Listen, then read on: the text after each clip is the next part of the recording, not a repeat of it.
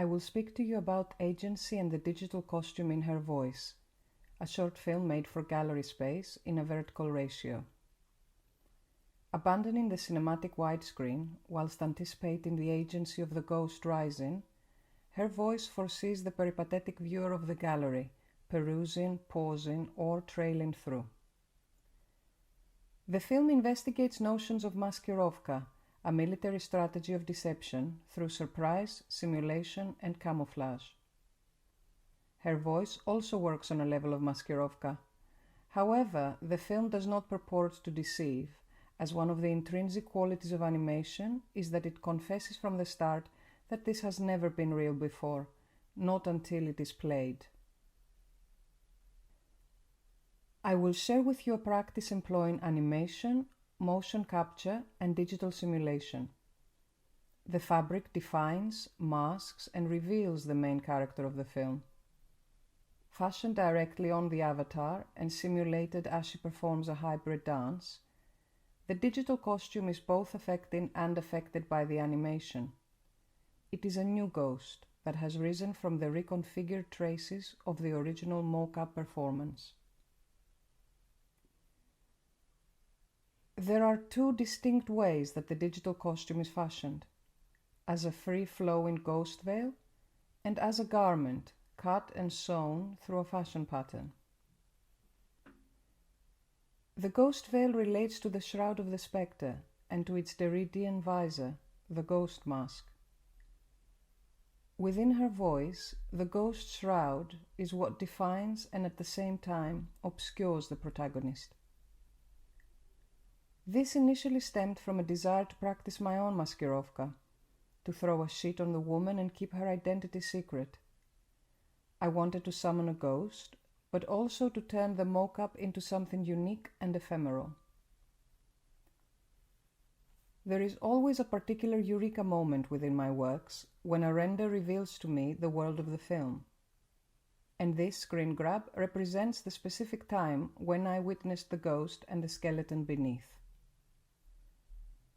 The render on the right is on its way to becoming an animation, a CGI ghost. On the left is what lies underneath it, the performing skeleton. Perhaps the very old notion of the skeleton dance is animation's answer to the problem of the archive, the bones, and the repertoire, the dance. In her seminal book, The Archive and the Repertoire, Diana Taylor explains that archive, from the Greek, etymologically refers to a public building, to a place where records are kept. From archi, archi, it also means a beginning, the first place, the government. The archival from the beginning sustains power. The repertoire, on the other hand, says Diana Taylor, enacts embodied memory, performances, gestures, orality, movement, dance, singing. In short, all those acts usually thought of as ephemeral, non-reproducible knowledge. Taylor describes the repertoire as a non-archival system of transfer that keeps and transforms choreographies of meaning. But she also makes it very clear that the archive and the repertoire are not a binary, but in fact work in tandem. The free online galleries, such as Mixamo, that offer motion capture files for games and animation, tread the line between the two. These are certainly archives, part of a library of highly gendered and ready-to-wear actions, but at the same time, they speak the language of performance and draw from the repertoires of the individual actors that once enacted them. As files, they can also be mixed and altered, producing brand new gestures that have never been seen before. The costume gets built on a digital body that is destined to forever replicate a choreography inscribed by human traces, but also allows for ghostly takeovers, bringing forth brand new agencies. I see motion capture as a repository of captured gestures, ghosts of the past that project towards the future as they animate the digital fabric in real time. It is through this simultaneity of past and future within the simulation that the digital costume gains its agency. Pressing the play button signals the start of a software performance, where the digital costume is initially directed by the mocap, but also fashions completely new forms, folds, and configurations. Repertoire, etymologically a treasury, an inventory, also allows for individual agency, referring also to the finder, discoverer, and meaning to find out. The agency of the one who finds out and discovers brings us to interpreting a work through looking at the in-between of the frames, of the times, of the gestures. The spectre is neither dead or alive, neither here or there. The spectre disrupts. The elusiveness of the ghost points towards Jacques Derrida, who coined the term hauntology in Spectres of Marx, as a wordplay, a mix of ontology and haunting. The term took on a life of its own, and Mark Fisher used it to speak of highly nostalgic music, sometimes sounding indistinguishable from that which was composed decades ago. Fisher also offers a deeply poignant further question relating to agency. Is there anything out there at all? And if there are agents, what is their nature?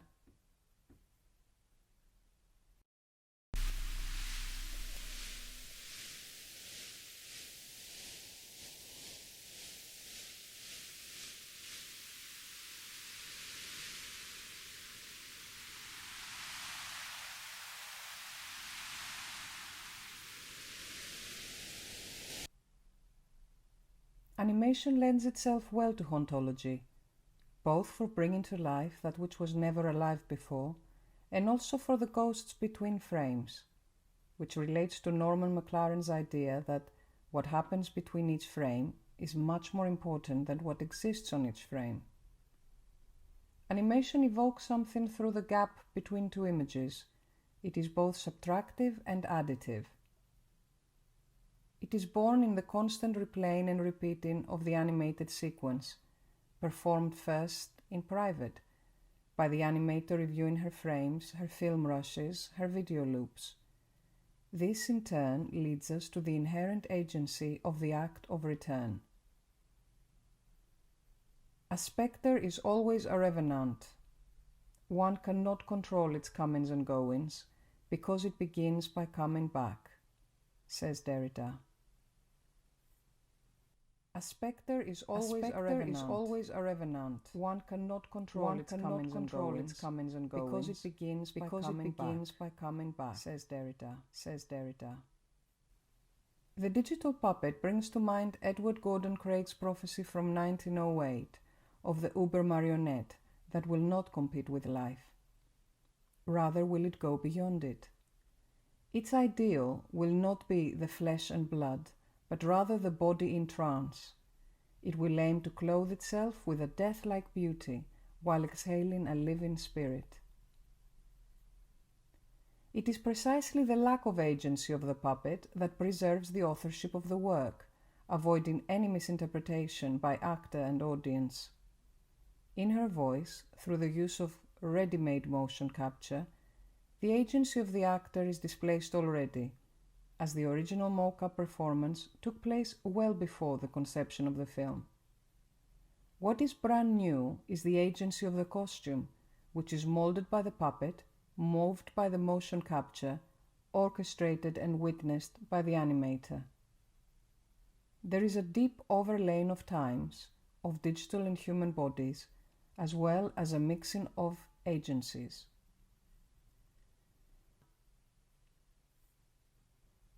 The agency of the costume in her voice extends to the very forming of the film. The ghostly veil shaped the very narrative which drives the story. It offered me and my collaborator Ikoniadu a space for constructing and then observing the puppet rehearse, repeat, and rehash past and present. Donald Crafton affirms that every animation performance involves agency, as the ability to cause events to occur, to control other beings, to react to events sentiently, or simply to assert autonomy. He also speaks of the constrained agency of the animated puppet.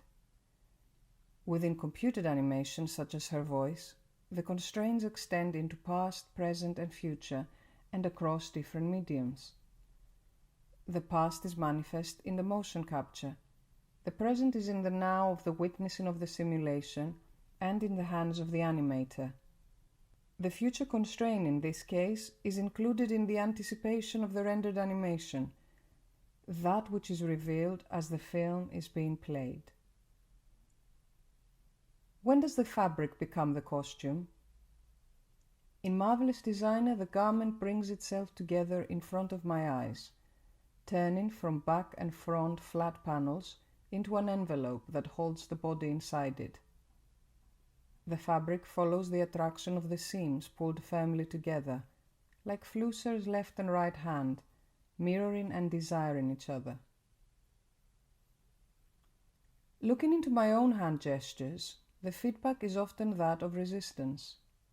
My computer's live performance cannot always keep up with the software handling the data, so the simulation appears frame by frame, and I get to see the work being produced live. I use the mouse to pull in a seeming slow motion. I'm making quite an effort, which at times feels like I am pulling hard on the cloth.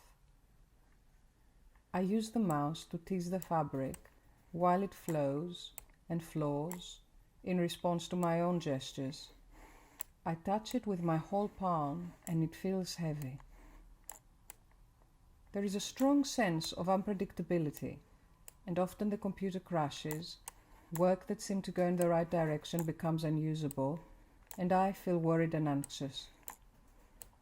As director and audience, I partake in the sense of danger that, according to Steve Dixon, haunts live performance. The sense of the unpredictable, whether positive or negative, exists also in my witnessing of a digital simulation as work in progress. Each performance is a unique and imperfect rehearsal.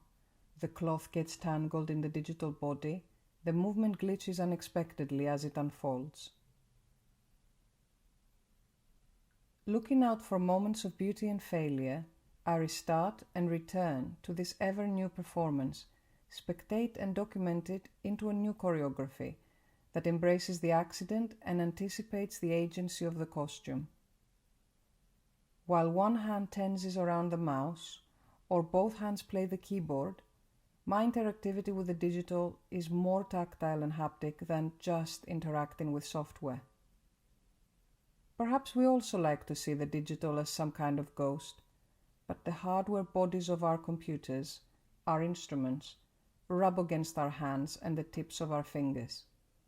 This very physical handling of the system offers ground for seeing a practice of digital animation as choreography via the costume, made by the digits of the animator performing with a cornucopia of digitally transmitted agencies, of actors, dancers, software programmers, and always other animators.